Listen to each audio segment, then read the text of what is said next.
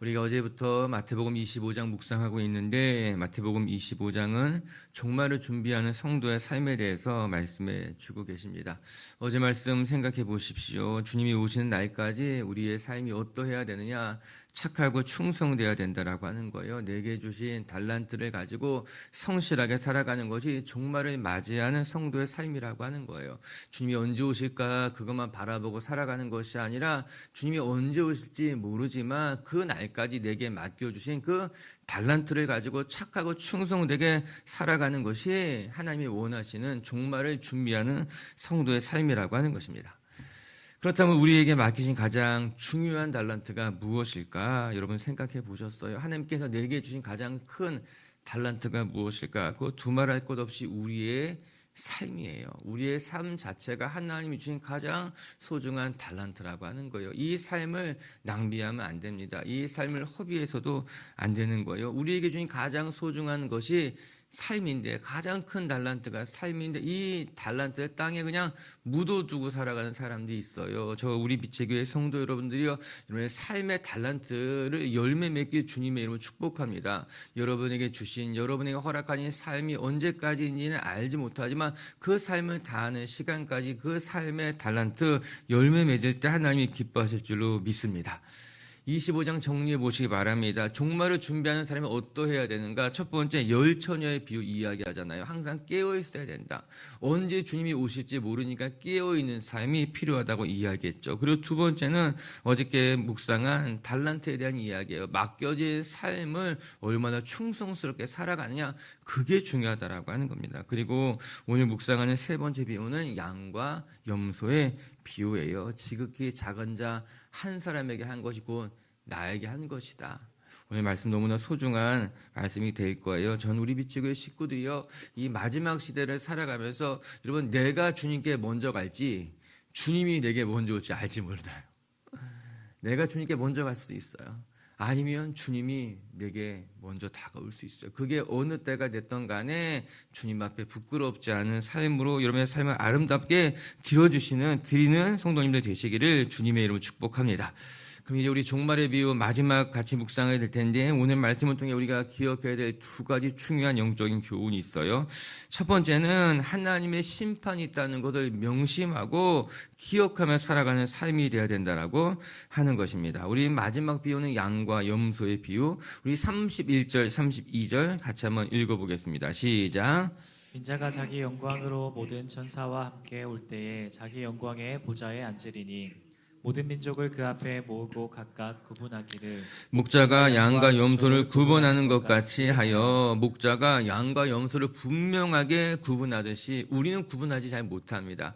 우리 케냐 가면은 뭐 몇 가지 방법을 듣기도 해요. 뭐 꼬리가 내려가 있으면 염소고, 꼬리가 올라가 있으면 꼬리가 내려가 있으면 양이고, 꼬리가 올라가 있으면 염소고, 뭐 이런 이야기 하는데, 사실 우리가 보기엔 비슷비슷합니다. 그런데 목자들은 분명히 알아요. 물어보면 정확히 얘기해 주더라고요.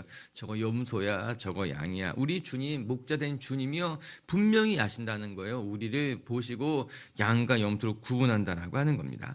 이 31절, 32절 말씀이 중요한 것은 어떻게 시작이 되고 있어요? 인자가 자기 영광으로 천사와 함께 올 때에, 이렇게 오늘 말씀이 시작하고 있더라고요. 마태복음 24장에 나왔던 마지막 날의 모습이 연상되는 말씀일 것입니다. 마태복음 24장의 마지막 날 어떻게 이야기하고 있습니까? 마지막 날에 인자가 구름을 타고 능력과 영광 가운데 오는 것을 내가 보게 될 것이다. 이 마지막 날에 그런 모습이 있을 것이라고 말씀하셨잖아요. 그리고 그 말씀이 연상되도록 오늘 예수님께서 이야기하고 있는 거예요. 마지막 날에 내가 영광으로 천사와 함께 너에게 올 때가 있을 거라고 하는 거예요. 우리가 이 사실을 망각하면 절대로 안 됩니다. 주님이 지금 당장 오시지 않는 것 같아서 내가 방심하고 방탕하며 살아가다가 주님이 불현듯 오실 날이 있다는 거예요. 그러면 내가 당황하게 될 것이다. 그래서 항상 먼저 준비되어 있어야 된다고 하는 거예요. 여러분, 마지막 날, 심판의 날은 있습니다. 시작이 있으면 끝이 있는 법 아니겠습니까? 내가 태어난 날이 있듯이 언젠가 내 삶을 마감해야 되는 날도 있는 것이 당연한 건 아니겠습니까? 이를 부정하며 살아가는 사람들은 어리석은 사람인 것이고요. 그 날이 있을 것이라는 것을 늘 기억하며 살아가는 사람이 지혜로운 사람이라고 하는 거예요. 어리석은 사람은 잔치집에 마음이 있지만 지혜로운 사람은 초상집에 가서 배운다는 건 아니겠어요? 내가 태어난 날이 있듯이 언젠가 내 삶이 끝나는 날이 오겠지. 언젠가 주님 앞에 가는 날이 오겠지. 그거 늘 생각하며 명심하며 살아가는 사람이 지혜로운 사람이라고 말한 것이죠. 오늘 말씀은요, 그것이 하나님의 백성의 모습이라고 이야기하고 있는 건 아니겠습니까? 사랑하는 빛의 교회 가정 여러분, 그 말이 맞습니다. 언젠가 마지막 날이 올 거예요. 내가 지금 괜찮은 데 살고 있지만 마지막 날 우리 주님이 인자가 영광으로 천사와 함께 오셔서 우리를 심판하신 날이 올 것이라는 것을 기억하면서 믿음의 길 걸어가시기를 주님의 이름으로 축복합니다. 그런데 그때 어떤 일이 있는가? 왼쪽과 오른쪽 구분을 하신다라고 하는 거예요. 양과 염소를 목자가 구분하듯이 너희를 왼쪽과 오른쪽에 구분해 놓겠다라고 하는 거예요. 33절도 마저 한번 읽어볼게요. 시작. 양은 그 오른편에 염소는 왼편에 두리라. 아멘. 목자가 양과 염소를 구분하는 것과 같이 양은 나의 오른편에, 염소는 나의 왼편에 놓겠다라고 하는 것이에요. 마지막 날에 하나님께서 어떻게 심판하실 것인가? 양과 염소가 나눠지든 구분해서 선하게 살아온 양과 같은 사람들은 오른편에, 그러나 염소와 같은 사람들은 왼편에 하나님이 구분하시겠다고 하는 거예요. 다른 표현으로 말한다면 예수님이 이렇게 이야기하셨어요. 마지막 날에는 알곡과 가라지로 구분될 것이다. 알곡은 거두어서 나의 창고에 두겠지만 가라지는 뽑아서 다 태워버리겠다고 말씀하신 건 아니겠습니까? 마지막 심판의 날에도 그런 모습이 있을 것이라고 하는 거예요. 오늘 마태복음은 그것을 양과 염소의 비유로 이야기하시는 것 아니겠습니까? 충성스러운 양은 내 오른편에 둘 것이고 염소는 내 왼편에 두어서 구분하겠다라고 하는 거예요. 우리가 뒤에 차차 살펴보겠지만 양과 같이 선하게 지극히 작은 자 한 사람에게까지도 선하게 살아간 사람에게는 영생의 삶이 있겠고 그렇지 못한 이들에게는 심판이 있을 것이다. 그렇게 말씀하고 계신 거예요. 오늘 그 본문의 마지막이 어떻게 끝나는지 아십니까? 오늘 맨 마지막 말씀 한번 마저 읽어볼까요? 46절이에요. 시작. 그들은 영벌에, 의인들은 영생에 들어가리라 하시니라. 너무나 분명하죠. 영벌과 영생을 구분하고 있는 거예요. 우리가 다 똑같이 살아가는 것 같지만 마지막 날에는 영벌에 들어갈 자들이 있고 영생에 들어갈 자들이 있다. 그거 내가 기억하면서 살아가는 거, 그것이 우리가 겸손하게 살아가는 삶의 비결이 될 수 있게 된다라고 하는 거예요. 전 우리 빛의 교회 식구들이요, 끝날을 생각하며 살아갈 수 있는 지혜가 있기를 주의 이름으로 축복합니다. 내 삶의 끝이 언제인지 알지는 못하지만 내 삶의 끝이 반드시 찾아온다는 것을 기억하며 살아가면 우리의 삶은 훨씬 더 겸손하게 그리고 주님 앞에 온전히 살아가게 될 줄로 믿습니다. 그럼 여기서 우리가 의문을 하나 가지게 되는 거예요. 그러면 우리의 구원이 은혜로 말미암는 것이냐 아니면 행위로 말미암는 것이냐, 이런 생각을 할 수 있게 되더라고요. 우리의 행위대로 하나님께서 우리를 오른편과 왼편으로 양과 염소로 구분하게 된다면 그럼 우리의 구원이 은혜로 말미암는 것이 아니라 행위로 되는 것이 아니냐라고 하는 의미를 가질 수 있지만 여러분, 그것은 우리의 오늘의 본문을 제대로 이해하지 못하는 것이에요. 하나님께서 우리를 행위대로 심판하시겠다는 것이 아니라 구원을 받은 백성들의 삶이 마땅히 어떠해야 하는지를 보여주고 있는 말씀이에요. 즉 종말에 대해서 24장이 이야기하시면서 그 종말의 때가 갑자기 다가올 것이다. 그리고 나서 25장에 와서는 그 종말을 준비하는 성도의 삶이 어떠해야 하는지를 이야기하고 있는 것입니다. 심판의 기준을 말하는 것이 아니라 그 심판을 준비하는 성도의 삶이 어떠해야 하는지를 말해주고 있는 거예요. 우리 수요일마다 성경 공부를 하고 계신 성도님들은 이 말씀 충분히 이해할 것입니다. 마태복음과 야고보서는 이미 신앙을 가진 유대인들의 배경으로 쓰여진 책이라고 말씀드렸잖아요. 그들에게는 이미 하나님의 말씀에 대한 이해가 있었어요. 이미 그들에게는 신앙이 있었어요. 신앙이 있다면 신앙이 있는 너희들의 삶이 마땅히 어떠해야 하는가, 믿음과 삶이 일치하는 것이 진짜 신앙을 가진 사람들이다, 그 이야기하고 있는 것이죠. 사랑하는 빛의 교회 가족 여러분, 오늘도 우리 하나님의 은혜로 이 자리에 모여 있고 우리의 마음속에 하나님에 대한 구원의 확신이 있다면 저는 우리가 마지막 날까지도 신실하게 정말 심판이 있다는 것을 기억하면서 여러분의 삶을 더 아름답게 만들어갈 수 있는 성도님들 되시기를 주의 이름으로 축복합니다. 오늘 말씀 읽으면서 이런 생각이 들었습니다. 우리 중에는 이 마지막의 심판을 소망하며 살아가는 사람이 있겠고 마지막 날의 심판을 두려워하며 살아가는 사람도 있겠구나, 그 생각을 하게 되었어요. 여러분, 마지막 날 그 심판의 날을 잘 준비하며 살아가는 사람들은 그 심판의 날이 소망이 되는 거예요. 그러나 마지막 날이 언제 올지 알지 못하고 내 생각대로 살아가는 사람들에게는 심판의 메시지는 불편한 메시지가 될 수밖에 없다라고 하는 거예요.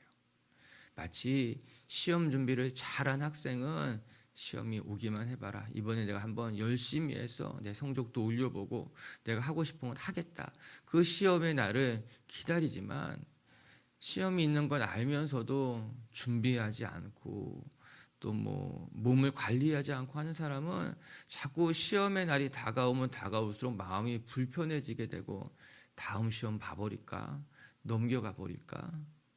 여러분, 심판은 다음 심판이 없어요. 이번 심판은 그냥 패스, 다음 심판을 준비해 볼까, 그런 건 없는 거예요.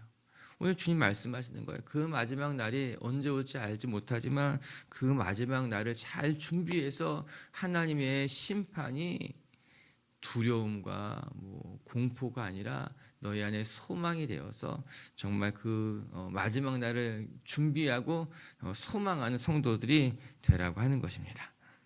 할렐루야.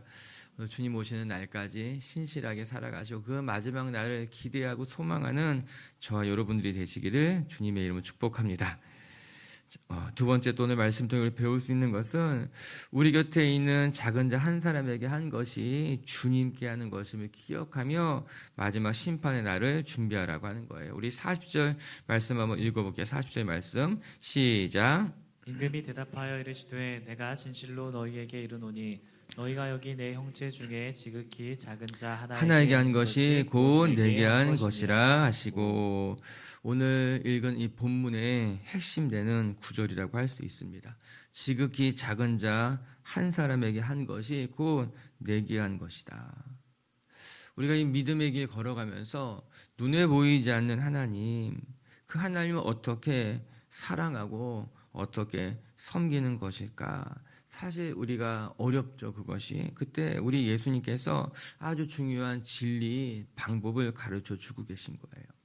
눈에 보이지 않지만 우리를 창조하시고 또 영원하신 하나님을 우리가 어떻게 사랑할 수 있을까? 어떻게 섬길 수 있을까? 우리가 예배당에 와서 하나님 찬송하고 예배하는 건 너무너무 소중한 거죠. 그것은 최대의 가치 있는 일임에 틀림이 없지만 그냥 예배하고 찬송하는 것만으로 족한 것일까? 오늘 예수님께서 이렇게 이야기하고 계십니다.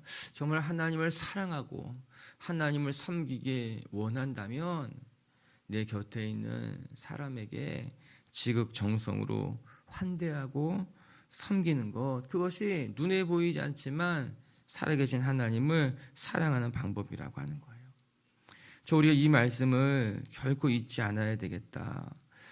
내가 지극히 작은 한 사람에게 하는 것이 곧 하나님에게 하는 것이구나. 그 생각 갖는 것이 마땅했구나 싶은 거예요. 저 오늘 비유에 나온 이들의 모습이 참 아름다운 마음을 가진 사람이다 생각이 들어요. 우리 35절, 36절 한번 읽어볼게요. 35절, 36절 시작. 내가 줄일 때에 너희가 먹을 것을 주었고 목마를 때에 마시게 하였고 나그네 되었을 때에 영접하였고 헐벗었을 때에 옷을 입혔고 병들었을 때에 돌보았고 옥에 갇혔을 때에 와서 보았느니라. 예수님의 말씀이 어떻습니까? 내가 줄일 때에는 먹을 것을 가져다 주고 목마를 때엔 마실 물을 떠다 주고 나그네 되었을 때 내가 친히 영접해 주셨다라고 하는 거예요. 이 모든 일을 누가 행한 것입니까? 굶주린 자에게, 헐벗은 자에게, 나그네 된 자에게 행한 사람들을 이야기하고 있는 거예요. 즉 그들은 자신의 곁에 있는 사람들이 헐벗었을 때, 굶주릴 때 그것을 보고 그냥 넘어가지 않은 사람들이라고 하는 말이에요. 내 주위에 어려운 사람을 만났을 때 그냥 지나치지 않은 것이죠. 내 주위에 나그네를 만났을 때 그를 환대했던 사람을 말하고 있는 것 아니겠습니까? 전 이들이 참 아름다운 심성, 아름다운 영혼을 가진 사람이다 싶은 거예요. 내 곁에 연약한 사람을 보고 돌봄이 필요한 사람들을 보았을 때에 그냥 지나치지 않고 그 연약한 사람을 잘 환대하고 돌보는 그 영혼, 그 마음이 주님 보시기에 귀하고 아름답다라고 하는 것입니다. 이런 보통 일반적으로라면 이렇게 표현하는 것이 맞을지 모르지만 남루한 사람이 너무 가까이 다가오면 불편해하고 잘 차려입은 사람이라면 환대합니다. 무엇인가 냄새가 나고 좀 어려운 사람이 내 곁에 다가오게 되면 나도 모르게 피하게 되지만 좋은 향기가 나고 좋은 옷을 차려입은 사람들이 교회에 찾아오게 된다면 그를 더 크게 환대한다라고 하는 거예요. 진짜 그런 교회가 있습니다. 어느 교회가 그렇습니까? 야고보서에 등장했던 교회들이 그러했습니다. 야고보 사도가 매섭게 질책했잖아요. 야고보서 2장에 무슨 말 나오니까 너희 가운데 회당에 들어올 때 금가락지를 차고 아름다운 옷을 입은 사람이 들어오면 그에게 좋은 자리를 내어주고 또 남루한 옷을 입고 온 사람들이 있다면 넌 내 발등상 아래 그냥 앉아 있어라. 그렇게 했다는 거예요. 이거 야고보서가 이야기한 비유가 아니라 너희들이 그렇게 했다는 것입니다. 회당 안에서 잘 차려입은 그런 사람이 오게 되면은 환대해주고 조금 불편하고 좀 남루하고 좀 냄새가 나는 듯한 사람이 다가오게 되면 너 그냥 저기 멀리 앉아 있어라. 그런 교회가 초대교회 때 있었다는 거예요. 그런 교회가 초대교회 때 있었다는 거죠.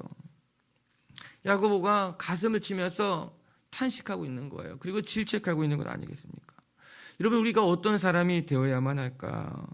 예수님의 말씀처럼 좀 어려운 사람, 굶주린 사람, 나그네처럼 보이는 사람이 왔을 때에 그 사람을 피하고 멀리하려고 하는 것이 아니라 도움이 필요한 사람이라면 내가 도와야 되겠다. 굶주린 사람이 있다면 내가 먹여야 되겠다 생각하고 돌보는 것이 마땅한 성도의 모습이고 오늘 본문에 따르면요 종말을 준비하는 신도들의 삶이라고 하는 거예요. 우리가 착각하는 것이 종말을 준비하는 삶이 어떠해야 되느냐, 어디 한 곳에 가서 모여서 막 예배만 드리고 자기 가진 전 재산을 가져다가 바치고, 여러분 이것은 이단들의 모습인 거예요. 성경에 그렇게 종말을 준비하라고 나온 적이 한 번도 없습니다. 종말을 준비하려면 재산을 다 팔고 그런 나온 적이 없어요. 오히려 종말을 준비하는 삶은 무엇인가? 내 곁에 남루한 자가 오고 굶주린 자가 오고 나그네가 온다면 그를 환대해주고 그를 섬겨주는 것이 진짜 종말을 준비하는 성도의 삶이라고 하는 거예요. 말씀을 좀 더 읽어볼까요? 42절과 43절도 볼게요. 시작. 내가 줄일 때에 너희가 먹을 것을 주지 아니하였고 목마를 때에 마시게 하지 아니하였고 나그네 되었을 때에 영접하지 아니하였고 벌벗었을 때에 옷 입히지 아니하였고 병들었을 때와 옥에 갇혔을 때에 돌보지 아니하였느니라 하시니, 영벌을 받을 사람들에 대한 이야기예요. 내가 줄일 때 먹을 것을 주지 않고, 내가 옥에 갇혔을 때 나를 찾아오지 않았고, 내가 나그네 되었을 때 너희가 영접하지 않았다는 거예요. 이 말을 들었던 사람들이 억울해했을 것입니다. 주님, 당신이었다면 내가 더 잘했을 것인데, 주님 당신이었다면 내가 당연히 먹을 것을 나누고 환대해주고 내가 지극정성으로 다 섬겼을 것인데, 그들은 주님이 아니었습니다. 우린 그렇게 이야기하고 있는 거예요.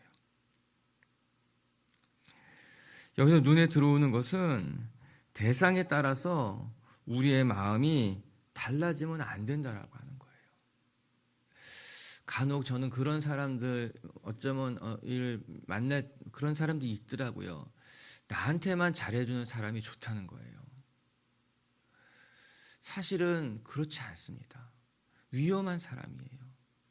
나한테는 잘해주는데 다른 사람한테 못되게 대하는 사람은 사실은 매우 위험한 사람인 거예요. 우리는 그럴 때 굉장히 소속감을 갖고 나만 사랑해주는 것 같고 그렇지만 입장이 바뀌었다고 생각해봐요. 얼마나 무서운 사람이에요. 나한테만 잘해주고 다른 사람에게 못하는 사람은 그 다른 사람한테 하는 모습이 그 사람의 진짜 모습인 거예요. 콧깍지가 벗겨지게 되면은 나한테도 그렇게 하게 되는 거예요. 나한테만 잘해주는 사람은 찾지 마시라. 저는 저한테만 잘해주는 사람은 일단 경계합니다. 저 사람의 본래 모습은 저게 아니야. 그 위험한 사람인 거예요. 그러나 모든 사람에게 친절한 사람이 나에게도 친절하다면 그 사람과는 인격적인 관계를 맺을 만한 사람인 거예요. 우리가 착각하면 안 되는 거예요. 헐벗은 사람에게, 가난한 자들에게, 아주 작은 자에게 함부로 대하는 사람이라면 여러분들에게도 함부로 대할 거예요. 오늘 본문으로 다시 이야기해 보면 무관심이라고 하는 것이 참 무서운 것이구나 그 생각하게 됩니다. 우리 곁에 죽어가는 사람들이 있는데 헐벗은 사람이 있고 고통당하는 사람이 있고 나그네가 있는데 그들에게 관심이 없었다라고 하는 겁니다. 주님이 책망하고 계신 거죠. 내 곁에 지금도 사람이 죽어가고 있는데 넌 왜 아무런 생각도 하지 않았니? 내 곁에 헐벗고 나그네 된 사람이 있었는데 너 왜 그들을 도울 생각을 한 번도 하지 않았니? 책망하고 있는 거예요. 그리고 놀랍게도 너는 영불에 처해질 것이다. 그렇게 이야기하고 있는 것 아니겠습니까? 전 우리 빛의 교회가 가난한 자들, 헐벗은 자들, 나그네 된 자들에게 관심을 가질 수 있기를 바랍니다. 내 것에만 관심을 갖고 내게 잘해주는 사람에게만 관심을 갖고 그럴듯해 보이는 사람들에게만 관심을 갖는 것이 아니라 부족해 보이는 사람, 연약해 보이는 사람들에게 관심을 갖고 그들을 돌볼 때에 여러분 그들 중에 주님이 계신 거예요. 그들 중에 우리 하나님이 계신 거예요. 할렐루야. 새벽이라서 인사하기 그렇지만 주일이었다면 이렇게 인사하고 싶어요. 당신이 주님이셨습니까? 당신이 주님이셨습니까? 이건 진심인 거예요. 당신이 주님이셨습니까? 주님이셔요. 내가 그렇게 쳐다봤던 그분이 주님이셔요. 내가 그렇게 함부로 대했던 그분이 주님이신 거예요. 오늘 성경 그 이야기하고 있는 거예요. 당신이 주님이셨군요.